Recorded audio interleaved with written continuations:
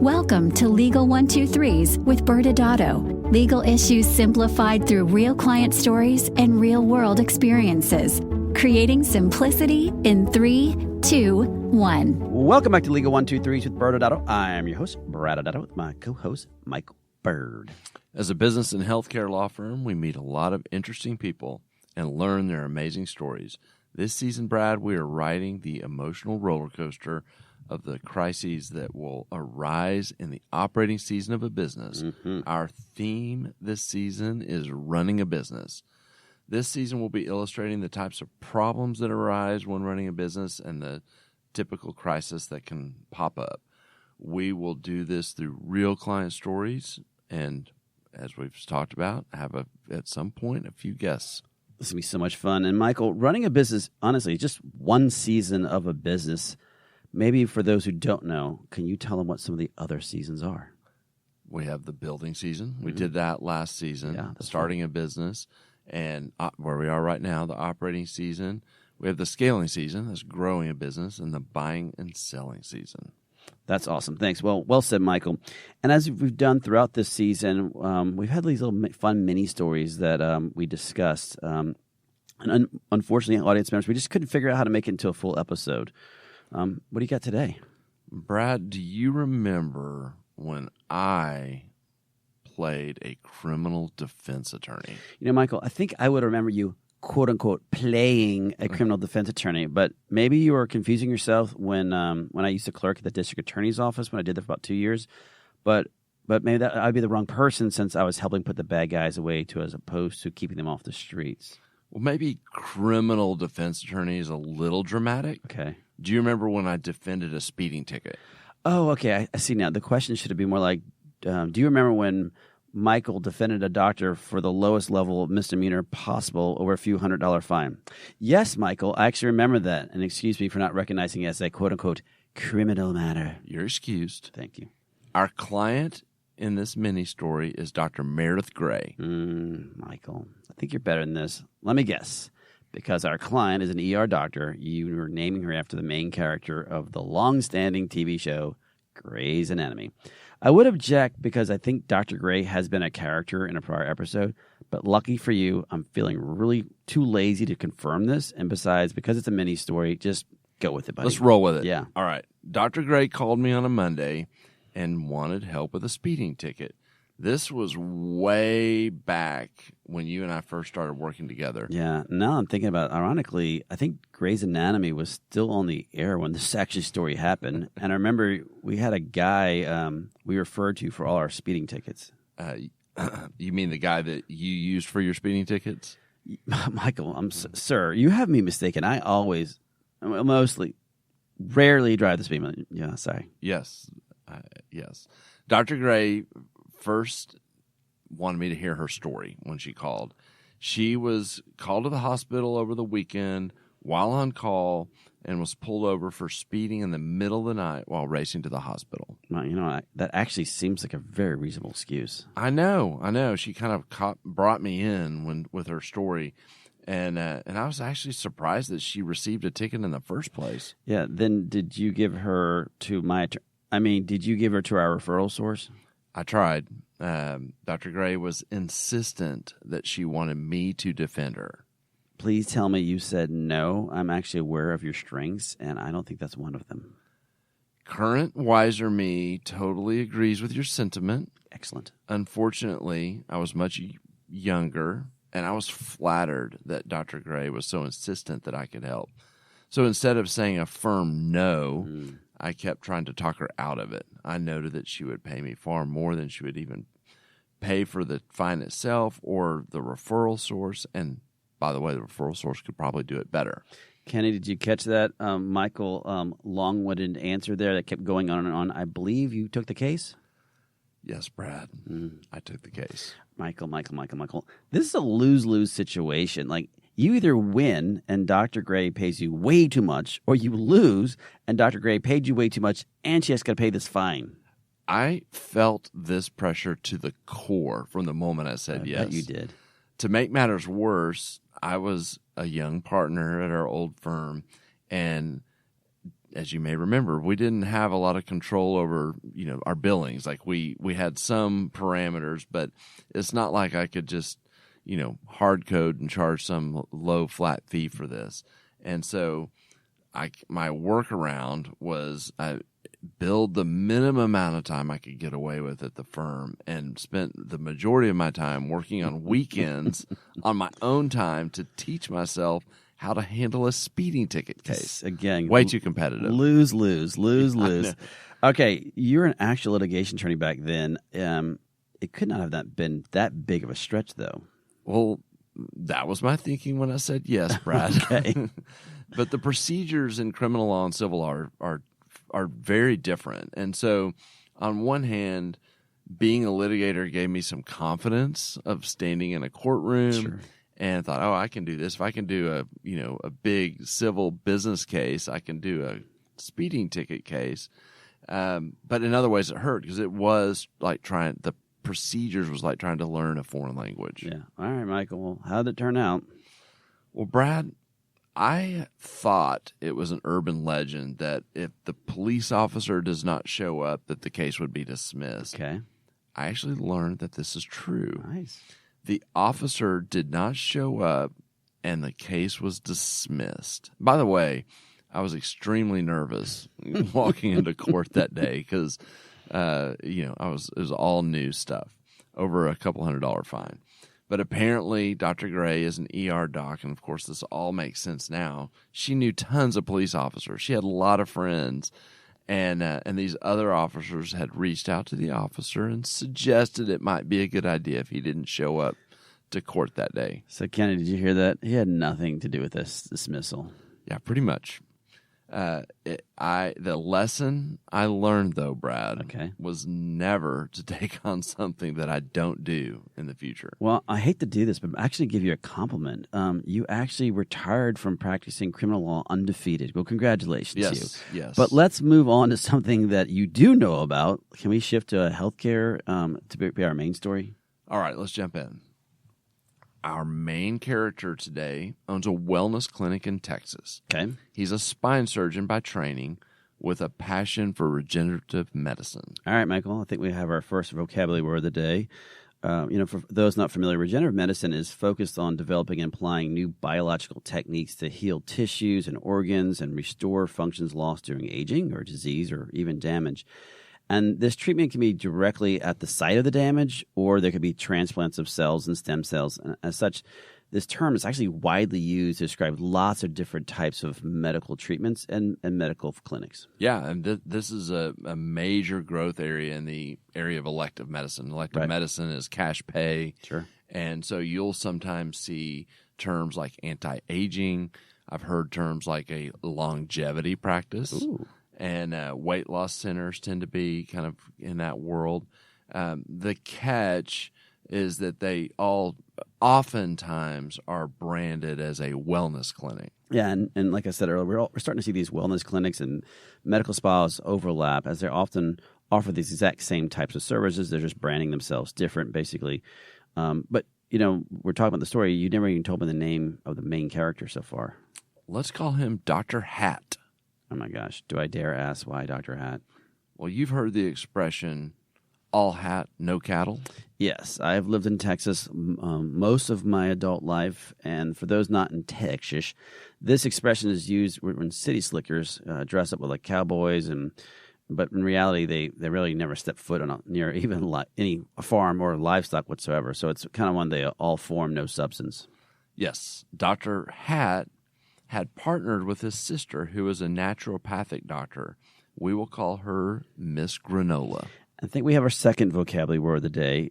According to the Association of Accredited Naturopathic Medical Colleges, a naturopath is educated on the basics of science, complementary, and alternative treatment modalities. Man, I don't know if I want to use their vocabulary words anymore. Focusing on body, mind, and spirit. Well, importantly to the story, Texas does not license naturopathic doctors. Okay, now I see why you probably called her Miss Granola instead of Dr. Granola. And there's a lot of confusing information out there about a naturopathic doctor. I mean, most of it stems from the fact that only half the United States actually recognize it as a licensed profession. To add to confusion, in states that do recognize a naturopathic doctors, their scope of practice can vary about what services they can provide, either quote-unquote medical or even non-medical. So that's probably one of the confusions that a lot of people don't realize about that profession. Yeah, and even in those states, trying to figure out who they can work with is super complicated. But here, it was clear because there's not a license, and so you're dealing with an unlicensed person. So when Dr. Hatt set the practice up, we had to deal with the corporate practice of medicine since the services provided in the wellness clinic were considered medical services. And as you know, Brad, on the streets, corporate practice of medicine is called CPOM. Yeah, and audience members, if you haven't noticed, I think Michael keeps trying to stick me with the vocabulary word. So, Michael, why don't you define CPOM for our audience who's not familiar with it? Okay, so many states, including Texas, in fact, a vast majority of the states, have some level of the corporate practice of medicine, or CPOM. Sure. And the idea is this. It's a law that says if your business is providing medical services, essentially that business has to be owned by a doctor. Now, there's any number of exceptions to that, but oftentimes, as is in Texas, that an unlicensed person cannot co-own a business that is providing medical services. Yeah. And as you've heard us discuss this in the past, when you have a CPOM state like Texas, the utilization, the management service organization model, or as Michael likes to call it from his tattoo on his bicep, the MSO model, yes, can allow non-docs to participate in the medical enterprise. It's not direct ownership. And obviously, when implemented correctly, an MSO can be a successful vehicle for several different models and arrangements and a lot of different reasons you can do it. You know, when you are implementing these things, when you want to put that MSO together, obviously you have to be regulatory rules have to be scrutinized, given the risk and depending what state you're in. This is a highly regulated area, but it's an opportunities for non-physicians to participate by having ownership in an MSO. Yeah, and so the idea at a very big picture, trying to verbally describe a corporate structure, is you have this MSO that you just described that, you know, in this case would be owned by Miss Granola and Dr. Hatt, and then they have a management services agreement with a properly owned medical practice. Okay. So we set Dr. Hatt and Miss Granola up with the MSO. Makes sense. And because Dr. Hatt had a non-compete with his private practice, they got their cousin, who's an internal medicine doctor, to be the owner of this professional entity. Okay. And we'll call the cousin Dr. Friendly. Okay, I'm just making sure I got Dr. Hatt, who has, I'm assuming that non-compete is not the issue for the story on the ownership of the MSO. And then we have this person who is Miss Granola, and now you have this name, Dr. Friendly. Is this because he's just a nice person, Michael? Well, first, Brad, you're right. The non-compete is not really a relevant part of this story, other than the fact that caused Dr. Friendly to become an owner. And Brad, you know, that would be way too obvious if I named him Dr. Friendly just because he was friendly. Dr. Friendly was serving this role to help out family, but he had no real interest in being a part of the enterprise. Okay. He didn't want to take on business risk, all that stuff. And so he had agreed already to serve as the medical director, and he was going to be compensated in that role. But when we set up an MSO and we need someone to fill that ownership role, but they're not really involved in the risk side of the starting the business and running the business, we'll refer to the MSO model as the friendly PC model, because the physician who owns the medical practice is doing so to have an entity that's compliant, but they're not really, again, involved in the business risk side of the business. So, of course, you know, his role would continue to be proper supervision and delegation and fulfilling the CPOM requirements. Okay, well, this sounds pretty straightforward. Maybe Kennedy, he forgot this was like a crisis season. Well, at this point, it was going very smoothly, Brad. Oh, okay, good. Yeah, because everyone was family. We actually got through the entire MSO setup process in 4 weeks. Nice. We had 2 whiteboards during that time. Very nice. The first whiteboard, we walked through kind of the corporate structure of the MSO model and showed them how to operate the MSO, and made some really important decisions on the setup. And then we even had another whiteboard where we got into the kind of ownership relationship between Dr. Hatt and Miss Granola on the MSO side.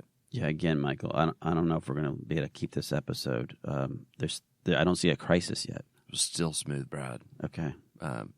Now, we could have interjected to have you run it, and it probably would have created some crises. But so far, this was really smooth. Cut that. Okay. Cut that. So, in fact, Brad, they signed all the documents and even opened their business. So I'm guessing the crisis popped up when they were running their business. Oh, context clue. What season are we in? Yes. Look at the big brains on Brad. Woo-hoo. All right. Yes, I learned that they were running the business through the MSO entity. Oh. Yes. And that they never did anything to actually implement this beautiful model that I helped them set up. 2 beautiful whiteboards. That does sound like a crisis. How was this compliance even discovered? Well, let's go into a commercial, Brad, and on the other side, we'll talk about how this compliance issue was uncovered and get into a little legal talk. Awesome. Many business owners use legal counsel as a last resort rather than as a proactive tool that can further their success. Why? For most, it's the fear of unknown legal costs. ByrdAdatto's Access Plus program makes it possible for you to get the ongoing legal assistance you need for one predictable monthly fee. That gives you unlimited phone and email access to the legal team, so you can receive feedback on legal concerns as they arise. Access Plus, a smarter, simpler way to access legal services. Find out more. Visit ByrdAdatto.com today. Welcome back to Legal 123s with ByrdAdatto. I'm your host, ByrdAdatto, with my co-host, Michael Byrd. Now, Michael, this season our theme is running a business. And we're talking about real stories that happen to our clients when things just pop up during their operation of a business. Now, Michael, can you kind of explain to the business, like to our audience, the meaning of running a business through the MSO entity? Yeah, so let's take a step back and go back to the MSO setup. And one of the things that was actually covered in one of our whiteboards is this concept of flow of funds. Okay. And so remember when we were talking about CPOM, the corporate practice of medicine is regulating that a business that's providing medical services has to be doctor-owned. Mm-hmm. Well, when the MSO is charging the patients, in the eyes of the law, they're the business that are treating patients. And so you've now kind of rendered useless the purpose of this friendly PC that we talked about. So a really important principle across the country when you're dealing with corporate practice of medicine is that when patients are being treated, they need to pay to the friendly PC. And so this tends to be almost an anchor point issue, you know, when you're looking at compliance. And so how does the money come in? Patient into the friendly PC. A secondary issue that tends to be really important, and in some states it's critical from a compliance perspective, is how you get the money out of the friendly PC over to the MSO.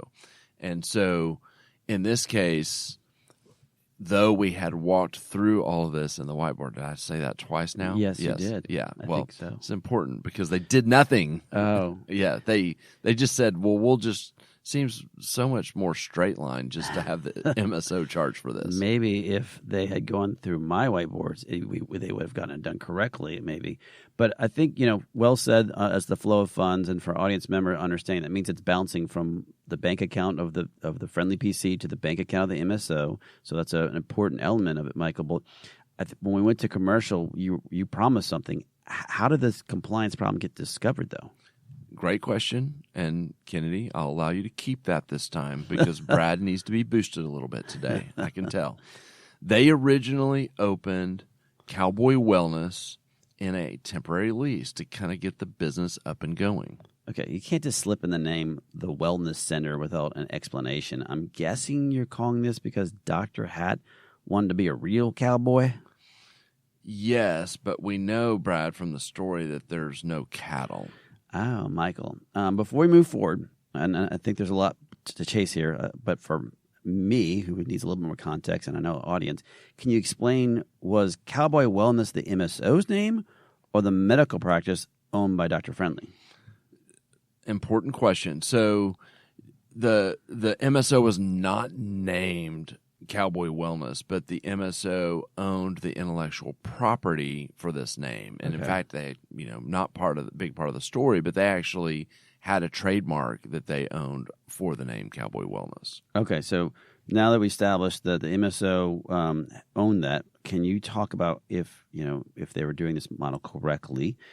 How can an MSO allow that name, that intellectual property that they had, to be used by Dr. Friendly, who owned Dr. Friendly's PC? So how, if the MSO owns it, how is it now being used by another entity? I'm not going to say it's a good question, Brad, but I'm going to say it's another important question for the audience to understand. So the reason for that is that, remember, the Friendly PC is who needs to be treating the patients. Okay. We agree with that, right? Mm-hmm. Okay. Well, if the Friendly PC needs to be treating the patients, the Friendly PC needs to, have a right to be in the space. That business needs to be in the real estate space. And so if there's a name on the door and you're showing the world this is the name of my business, the Friendly PC needs to be using that name if that's the brand name. Yeah. Well, the problem is that the intellectual property, the name and the asset of this name, Cowboy Wellness, you want the risk takers, the people that are starting the business and running the business, to be the owners of that. So we have the MSO own it, and in this management services agreement, they license the name over to the Friendly PC so that the Friendly PC can do business under the name Cowboy Wellness. That makes sense. Yeah, and for audience members, sometimes you might hear that's a DBA, doing business as, or some states an assumed name. There's a lot of different versions of that. But Michael, we kind of took a sidebar, so sorry about that, audience member. But let's get back to the story. We were talking about them getting, they were doing an expansion and they needed to update their lease. So what's the next step here? Yeah, so, kind of to reset, because I think you caused us to get sidetracked. I'm sorry. Yeah. So to reset, they were in this temporary space. They wanted to build out a nice retail setup, and so they needed funding to do that. They needed a line of credit, and so it's really common for startups to set up initially in a low cost space. Sure. They can kind of prove the concept. That they started doing really well, and they were ready. And so they wanted to take out a loan for the finish out and some other kind of capital investments that they were going to do in conjunction with that. And it was the bank, Brad, that actually discovered the compliance problem. Okay, that first off, audience members, that's unusual, but how did the bank discover this? So Dr. Had, as a spine surgeon, actually had great credit, but the bank was loaning money to the business, and they just happened to have a lender who was experienced in healthcare. And so they were actually taking a look at the compliance side of Cowboy Wellness. Now, the reason they were really looking at it, I'll talk about it in a minute, but what they did is they flagged that the financials did not indicate that patients were being treated by Dr. Friendly's entity, that the financials showed that the funds were flowing directly into the MSO owned by Dr. Hat and Miss Granola. I'm assuming that this healthcare lender must be listening to our podcast, so flag that. So it's pretty good. But that just goes back to, all your whiteboards, and y'all have heard us talk about this before. That's a total form and substance concept, which is you think you're compliant because you have the form in place, which is the management service agreement between the two entities. But based on the flow of funds discussion you had a few minutes ago, the substance was not there. Yeah. So I foreshadowed a moment ago as to why, this bank would even have this heightened level of compliance consideration. Well, the banker was a little, when they saw the types of services that were being provided, that put them on a higher alert than, if it were some other kind of traditional type of practice. And so he realized that there was a lot of alternative treatments that were being provided, and so that's what caused him to start digging a little deeper into compliance. Yeah, and those not familiar with this, it's interesting when bankers, we've sat in these rooms before, and they're trying to understand your business because they want to make sure if they lend you money, they get that money back. And when you're in an alternative area, wellness centers or med spas, this is a new language to them. It may be healthcare, but you may be saying, oh, we're doing peptides, or we're doing semaglutides, or we're doing DLP-1s, or some type of hormone replacement, and they're not familiar with those types of treatments. So that just puts them at a heightened risk to them because they don't even understand how that's profitable, how are you making money, what's the risk associated with it. So I can understand that not only do they see that in the wellness center, but then the funds don't seem to be going to the right place. So I could see why that would trigger it. So what happened with Cowboy Wellness and their loan? Well, it was interesting that I ended up getting on the phone with them to talk through the services. So not another whiteboard. No. I just got on the phone with the bank and was able to talk through kind of their, chain of care and their processes on, the services in Cowboy Wellness. And they were actually had really good kind of systems set up. They had all the right consents and were pretty tight on that. And the banker was satisfied. We did have to kind of step back and clean up the mess created by the fact that they didn't actually implement the MSO on the operational side. They were delayed by a few months on their build out and because going back and fixing things, and there's a lot of fixing on the accounting side as well.